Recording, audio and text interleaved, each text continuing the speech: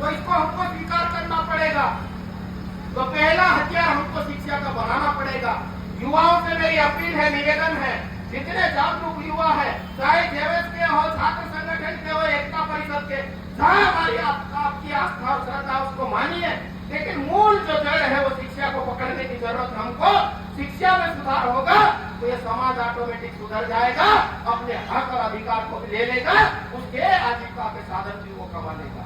लेकिन शिक्षा नहीं होगी तो हमको दुत्कारा जाएगा, धकेले जाएगा। इसी से जुड़ी हुई बात, क्योंकि हम लोकतंत्र में जी रहे हैं तो हमको ये देखना है कि कौन सी विचारधारा आदिवासियों के साथ में खड़ी, कौन सी विचारधारा को आदिवासी शब्द से नफरत है, कौन सी विचारधारा को वनवासी शब्द से प्रेम है, ये हमको भेद करना पड़ेगा।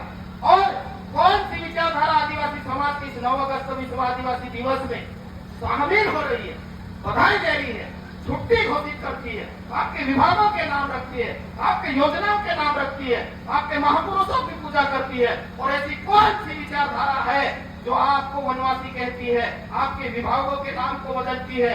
और तो और जब पूरा ऐसा बोलते हैं ना, जो जनता की जो सरकार है वो जनता की भावना के अनुसार काम करना चाहिए। हमारी भावना क्या है, पटेल साहब जानते हैं, सारे लोग जानते हैं क्या है हमारी भावना। हमारी भावना ये है कि 9 अगस्त विश्व आदिवासी दिवस धूमधाम से मनाएं, और ये प्रदेश की जो सरकार है उसकी जवाबदारी है कि जनता की भावना का सम्मान करें। लेकिन मध्य प्रदेश का मुखिया माननीय श्री डॉक्टर मोहन यादव जी ने आदिवासियों को बधाई संदेश ज्ञापित किया है या नहीं किया, बताओ, किया क्या? हमारा लोकल जो सांसद है गजेंद्र पटेल जी, उन्होंने बधाई संदेश ज्ञापित किया क्या? नहीं किया। किसी भी आदिवासी कार्यक्रम में शामिल हुए क्या? नहीं हुए। नरेंद्र मोदी जी ने आपको बधाई संदेश दिए क्या? नहीं दिए। आपके राज्यपाल ने बधाई संदेश दिए क्या? नहीं दिए। आपके राष्ट्रपति ने बधाई संदेश दिए क्या? नहीं दिए। क्यों? ये सवाल हम युवाओं को पूछना चाहिए। जब चुनाव हो, वोट मांगने के लिए आदिवासी क्षेत्र में घुसे तो उनसे पूछो कि उस दिन कहाँ सो गए थे तुम, उस दिन कहाँ खो गए थे तुम, जब हमारा आदिवासी समाज का युवा रोड पे आके अपने अधिकारों की बात कर रहा था, तब तुम नींद में थे। और आज हम लोगों के पास में तुम अपना हुकूमत चलाने के लिए आए, अधिकार मांगने के लिए आए। ये बात युवाओं को करना होगी। दूसरी जो बात है, मेरे समाज के युवाओं से मेरा निवेदन, तब भी बात नहीं करेंगे हम, लेकिन बात हमारे युवाओं को समझ में आना चाहिए क्या के काम हमको क्या करना है। और फलसूट जो है हमारे बड़वानी जिले की राजधानी मानते हैं, तालियों की गणराज से एक बार स्वागत करो फलसूट का। ये हमारा सेंटर केंद्र है, यहाँ जो भी बीज डालोगे वो पूरे इलाके में फैलेगा। और यहाँ समझदार कार्यकर्ता है, चाहे किसी भी संगठन का हो, विक्रम भाई किसी भी संगठन का हो, लेकिन फलसूट में जब भी बैठते हैं तो हमारा सामंजस्य स्थापित होता है। ये हमारा सेंटर बिंदु है। तो देखिए, एक तो शिक्षा वाली बात करी, दूसरी कि मेरे समाज के हाथों में दारू की बोतल नहीं चाहिए, मेरे समाज के हाथों में ढोल और मांदल की आवाज चाहिए, दारू की बोतल नहीं चाहिए। तो जो नशा की प्रवृत्ति मेरे समाज में बढ़ रही है उसको रोकने का काम, ये नहीं कह रहा कि आप मत पियो, लेकिन उसके रोकने का काम हम जैसे युवाओं को करना ही होगा। इसका कोई भी विकल्प हमारे पास में नहीं है। तीसरी जो बात है, मैं डीजे का विरोधी नहीं हूं, लेकिन इसको लिमिटेड आवाज में बजाओ मेरे भाई। सेंधवा में एक भाई का कान का पर्दा फट गया है और उसको इंदौर रेफर किया गया है। तो जब डीजे के सामने डीजे खड़ा कर दे तो मत कंपटीशन करो, वो तो मशीन है। चिल्लाना हो तो मेरे जैसे चिल्लाओ, राजू जैसे चिल्लाओ, सरदार भाई जैसे चिल्लाओ, विक्रम भाई जैसे चिल्लाओ, राजाराम भाई जैसे चिल्लाओ, ताकि आपकी आवाज दूर तक जाए और समाज सुधरे। ये मशीन है, इससे कोई फर्क नहीं पड़ता आप कम कर दो ज्यादा कर दो।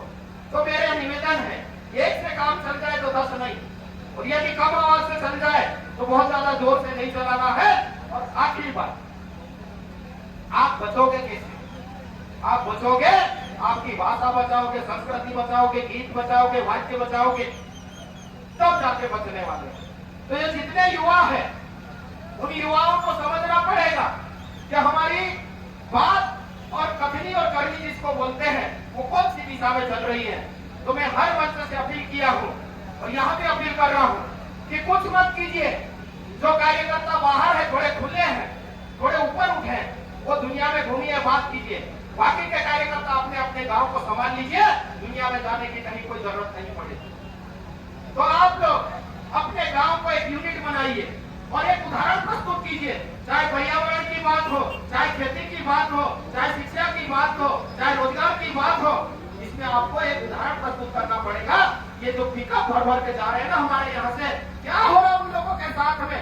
इनके बारे में विजन कौन तय करेगा? उनके रोजगार के बारे में कौन सोचेगा? हर गांव से 15-15, 20-20 युवक जो ग्रेजुएट हो गए, लाइब्रेरियों में आंखें फोड़ रहे हैं, उनको रोजगार नहीं मिल रहा है। आखिर क्या करेंगे वो? खेती खत्म है, व्यापार है नहीं, और आगे क्या है भविष्य उनका, ये हम लोगों को खुद को तय करना पड़ेगा और खुद आगे बढ़ना पड़ेगा हम लोगों को, तभी जाके हमारा समाज बदलेगा। और जो सदन है आपका, चाहे विधानसभा हो चाहे लोकसभा हो, मत तय कीजिए व्यक्ति को। मैं कह रहा हूँ क्षमता वाले व्यक्ति को तय कीजिए, क्योंकि वहाँ पॉलिसी बनती, वहाँ नीति बनती, वहाँ मेरे जैसे आटू पांडू की जरूरत नहीं है। वहाँ पे एक व्यवस्थित व्यक्ति की जरूरत है। अभी तक 75 साल में हम लोगों की हालत ये इसलिए है क्योंकि हमारा व्यक्ति पार्टी और झंडे के पीछे मरा रहता है। यदि मैं बात करूंगा तो पार्टी से निकाल दिया जाएगा, यदि मैं बात करूंगा तो टिकट नहीं मिलेगा। इससे हमको ऊपर उठना पड़ेगा। ये बात इसलिए कह रहा हूँ मैं, क्योंकि हम भुक्तभोगी है। भुक्तभोगी कैसे? 75 साल में अभी भी हम जहाँ थे ना वहाँ पीछे चले गए, आगे नहीं आ पाए। और ये बड़ी बात बोल रहा हूँ मैं कि यदि आपका पांचेमल विधानसभा, सेंधवा विधानसभा, राजपुर विधानसभा, बड़वानी विधानसभा, ये अनुसूचित क्षेत्र है, रिजर्व सीट है। यदि मुझे नहीं मिलेगा टिकट तो मेरे आदिवासी भाई को मिलेगा। या ओपन कैटेगरी का कोई भी व्यक्ति डर नहीं सकेगा। इस बात को रखा हम लोग सब चाहते हैं और सबसे नेतृत्व को हम लोग स्वीकार करें। मैं अपनी बात को चूंकि लंबी हो जाएगी, रैली में भी जाना है, पूरा हमको शहर में घूमना है, लंबी ना करते हुए बात बहुत है अपनी भाषा पहली पूर्वा ही जाता बार भाग समझ जाए, बोलो इलेक्ट्रॉन भाग समझ जाए, उतरेंगे बाकी हम सभी चाले आखा भाई में से का यहाँ साथी बुलाया सम्मान आप्या, मारी बात का ध्यान से समझिया। मैं जो पवन बानी नौकरी छोड़ी विक्रम थैले दसानी मद्रास खाते निकली गया कि नहीं, आमो काटे काय मतलब नहीं है। तुम माथा डाले टीवी मारो, लात मारे टीवी मारो, साइकिल मारे टीवी मारो, मुझे काय फर्क नहीं पड़ी है।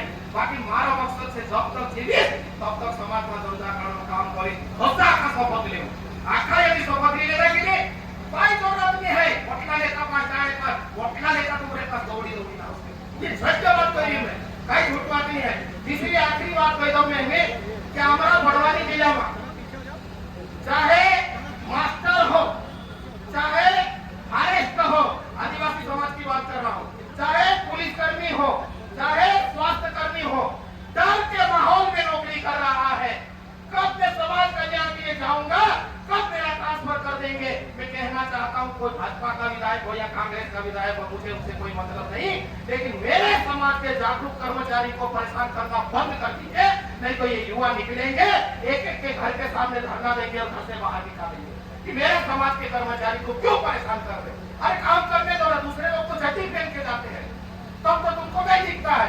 और मेरे समाज का व्यक्ति संविधान की बात करता, शिक्षा की बात करता है ना, स्वास्थ्य की बात करता है ना, जागरूकता की बात करता, तो वो पार्टीवाद वाला आ जाता, वो जातिवाद वाला आ जाता, वो नक्सलवाद वाला आ जाता, वो आतंकवाद वाला आ जाता। और उनको तुम मंडला डिडोरी चौपुर भेज देते हो और ट्रांसफर के लिए 4-4, 5-5 लाख रुपए लेते। तुम्हारे बाप ने सिखाया कैसा तुमको? हमारा भी वक्त आएगा तो अभी फिर हम भी देखेंगे तुमको। ये जितनी गतिविधियां कर रहे हैं ना, सबका एक एक करके हिसाब लेंगे। बहुत बहुत धन्यवाद।